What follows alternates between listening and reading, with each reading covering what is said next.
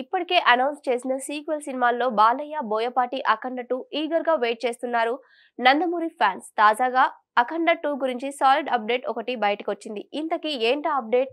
Nandamuri Narasimham Balakrishna, mass director Boyapati Srinu combination గురించి ప్రత్యేకంగా చెప్పాల్సిన అవసరం లేదు.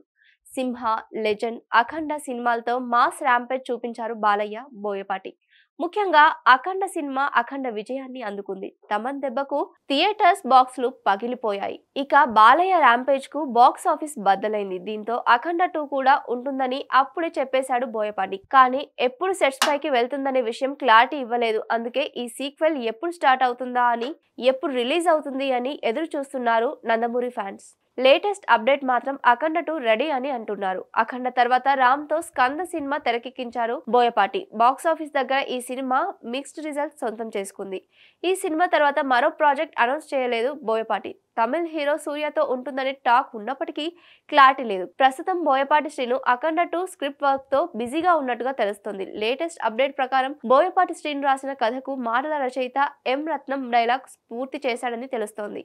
డైలాగ్స్ చాలా పవర్ఫుల్ గా వచ్చాయట. ఈ సినిమా పక్కా Boyapati mark action scenes and political punch powerful గా ఉంటుందని తెలుస్తోంది. ప్రస్తుతం బాలయ్య డైరెక్టర్ బాబీతో చేస్తున్న NBK 109 కంప్లీట్ అవగానే అఖండ 2 సెట్స్ పైకి వెళ్తుందని సమాచారం.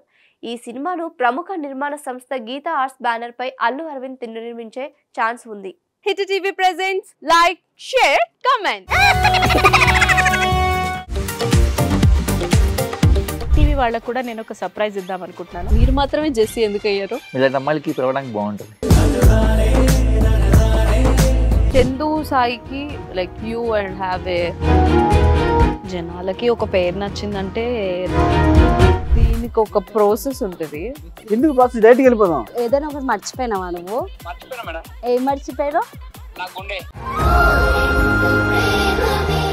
ఏదో ఆ టైంకి మన సుడి బాగుంటే ఎవరన్నా చూపిస్తే రాయగలం కానీ డోర్ టు డోర్ సేల్స్ చేసేవాళ్ళు. శారీ వస్తుంది, శారీలో వెనకాల కట్టుకుని